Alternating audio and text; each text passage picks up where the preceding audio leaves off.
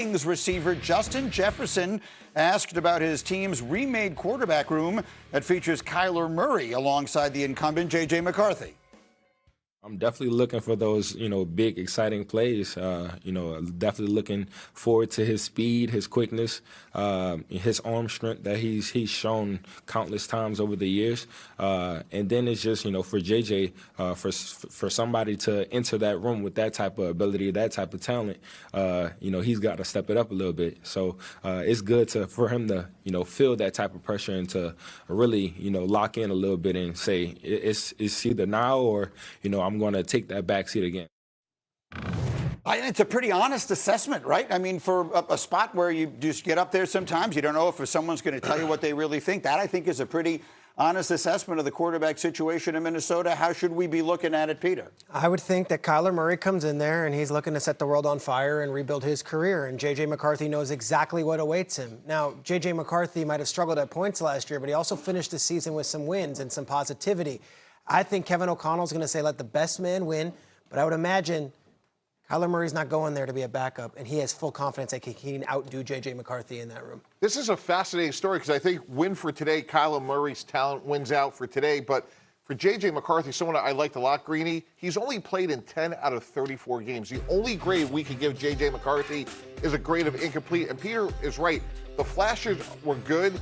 The completion percentage wasn't good enough. The turnovers weren't good enough, but he's a young quarterback. So if I'm Minnesota, this is the best of both worlds. And let's also remember, Peter mentioned it earlier in the show, Greeny, 1 year deal at $1 million. So in the back of their mind, they should also be thinking, well, hey, if Kyle Murray graduates because he's getting asked for too much, maybe J.J. McCarthy a year from now is a different player. So this gives them a lot of optionality. McCarthy beginning year 3, which is always a pivotal year for these first-round picks because you have the fifth-year option that has to get picked up after the season, and that becomes a very complicated decision if Kyler Murray is their quarterback all or most of the year. I think this is spelling the end for J.J. McCarthy.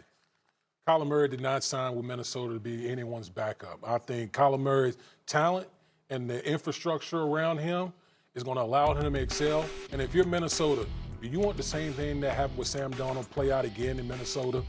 And I know that Kyler Murray has a no trade clause or no franchise clause in his contract, no tag clause. But there's no way if Kyler Murray goes out here and rips it up that you're going to let him step out of that building. Absolutely no way. Interesting time for Minnesota. Remember, their general manager, who had a 14-win season 2 years ago, was fired. So you're talking about why would he fire? Well, there's a million reasons, but when the quarterback position is bungled that way, you say, well, that's on him.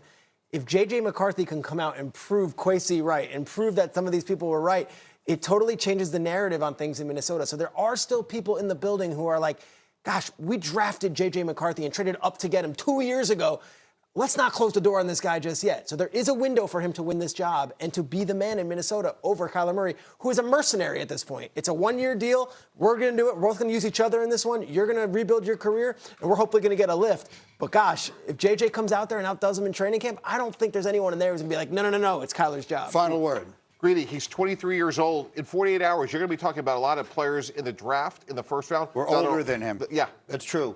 So, I mean, you got to give it time. But the way we've talked so much about value, right? The draft has become a lot about that. You almost have to have like an accounting degree in order to understand the way teams approach the draft. The value of having a quarterback on a rookie contract is almost, it's almost swept by them, though, right? They've almost lost out on that in the case of J.J. McCarthy. They have 1 year left to make that decision. Coming up, the arms race in the AFC East is heating up.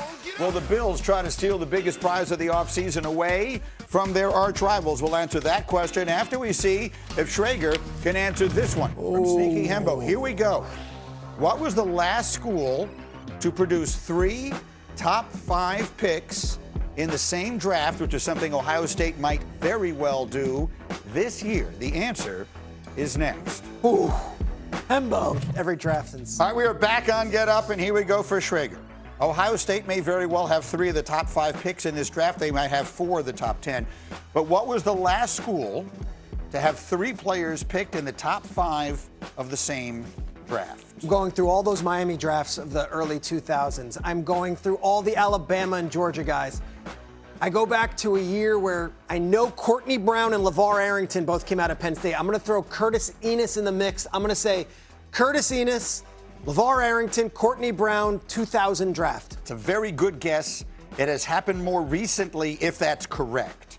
The answer is Oklahoma in 2010. Sam Bradford. Sam Bradford. Gerald McCoy went third. Trent Williams went fourth. Oh. At 3. Wow. The top 10. Trent Williams, the ageless one, went fourth in that draft. That's a tough question. Boomer Sooner. Good job there, Hembo. That's a great. tough. That's a very tough question. That's a great. good guess. We can look that up. Was his?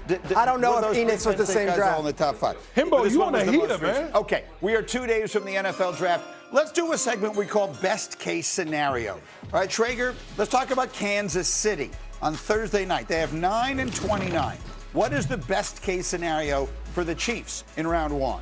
I think Caleb Downs is maybe the best defensive player in this draft. If you're just talking about immediate impact as far as smartest player on a defense and also face of the franchise, you had an entire defensive backfield ravaged in free agency. Brian Cook is no longer there, and of course we know the 2 corners. Gosh, if Caleb Downs falls to 9 to Kansas City, you immediately have Steve Spagnuolo and you know you've got Dave, obviously their defensive backs coach, Dave, I'm going blank on his name, but anyway, he's one of the best defensive backs coaches in the entire league. You put Caleb Downs in there, you have a new captain of your defense, you're set for the next 10 years. What do you think, D-Wood? Because I've got so many people talking defense, and yet if I'm Patrick Mahomes, I'm thinking, I'm getting pretty tired of dinking and dunking and getting hit in the mouth all the time and nobody being open, and we'll see when he's healthy and ready to play. But I've had a lot of people up here campaigning for them to take an offensive weapon. Yeah, I was along the lines of defense, whether it's pass rush or cornerback, but man, your quarterback is coming off an ACL injury. Every part of the reason the Chiefs find themselves in this situation, because they always ask the quarterback to put on his cape. How about we get some players around him that can alleviate some of that? You know, how about the Jordan Tyson kid? Some explosive playmaker that Patrick Mahomes just put the ball in their hand and they're able to do things with the ball. Like, I'm tired of seeing the Chiefs dinking and dunking down the field all day. They need guys that can make explosive plays on offense. Hey, D-Wood, when you're getting paid $60 million a year, that's part of your job description. You got to put on the cape. He's coming off an ACL.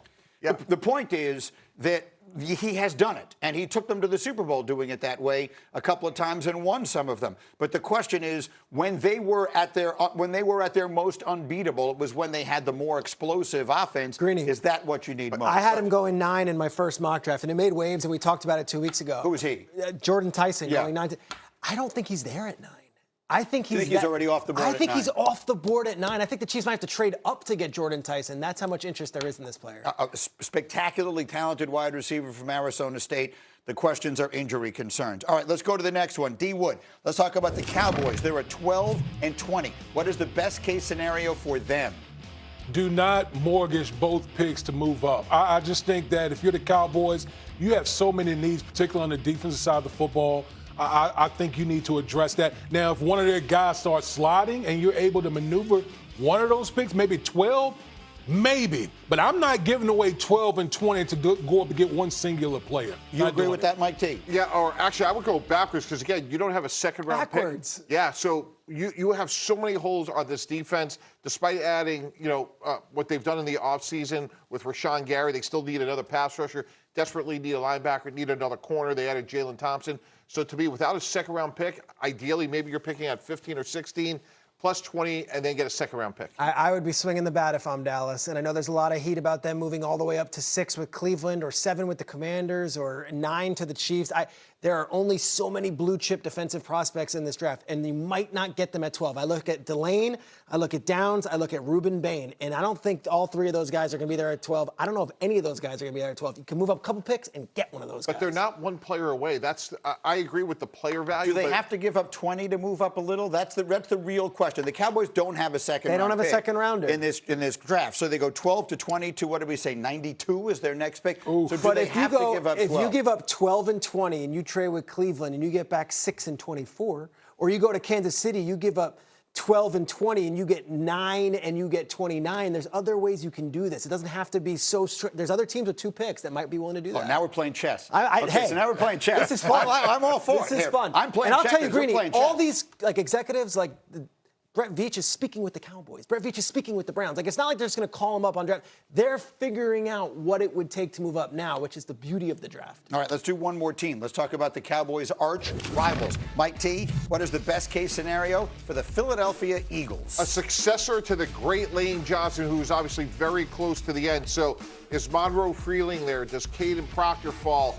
They need a right tackle a year from now that can play at an elite level. The foundation of the great Eagles teams has always started up front. Lane Johnson, obviously close to the end of a great career, but be proactive and get somebody in that pipeline. All right, so some of the tackles whose names you're going to be hearing in that range, I think you mentioned Monroe Freeling. Field Yates is so in love with him as a prospect going back. In my head, I have him going earlier than that, but I'm not sure that he will. Caleb Lomu is an offensive tackle out of Utah, lined up on the other side from Spencer Fano, who I think will go a little bit earlier. Those are some tackles that might be available in that time. I'm looking over at an offensive lineman. Is that the direction the Eagles need to go? Absolutely. Like for the longest time, the Philadelphia Eagles offensive line has been like one of, if not the most elite group in the National Football League.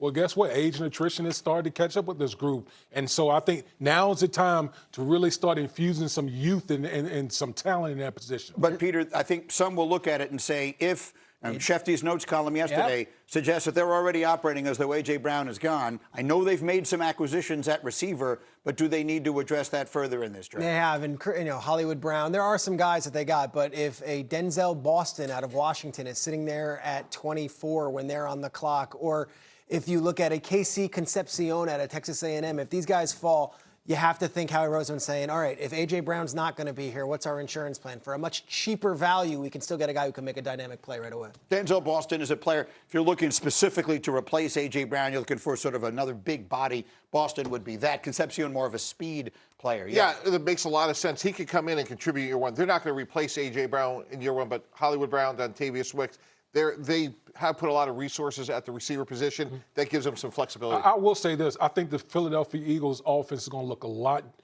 different than what it's looked like in the past.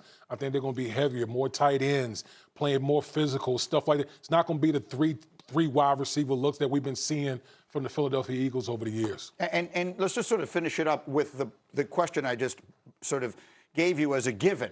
Yeah. Like, does the league view it as a given that A.J. Brown is going to New England and that's it? We're just moving on with the conversation from there. I don't think it's a given. I think that when Adam Schefter speaks on a Monday morning of draft week, it comes with great gravity. And I think that the rest of the league knew this thing was in the winds. And as I said earlier in the show, the Rams were close to the finish line also. So I do believe that there is a feeling around the league that A.J. Brown is out the door and that the Eagles become a wide receiver potential team at 23. I will note this, though. Howie Roseman is the most aggressive general manager in all of football. And if there is a player he wants, he will move up. And if there isn't a player that's there on the board, he will gladly move down and collect the picks. Wheeling and dealing in general, are you expecting a lot of it on the clock in round one? I'll remind everyone, they have cut the time. Up until now, there have been 10 minutes between picks. Used to be 15. Then they made it 10. Now there'll be 8. Do we expect a lot of wheeling and dealing? I think the teams with 2 picks are going to be wheeling and dealing and looking to maneuver a little bit. I also would say this. After the top 20, the talent level really does drop off, which means if someone wants to come back in and get a Ty Simpson, come back in and get a player, Really? That's where that is. The first round trades I've made in my career, the framework of those were done ahead of time. I don't think the 2 minutes is going to make a difference in the first round. All right, we'll keep a close eye on all of that. Seattle, trade back. Roll. Coming up on First Take, what to make of the Knicks' collapse against the Hawks at the Garden. Are the Nuggets now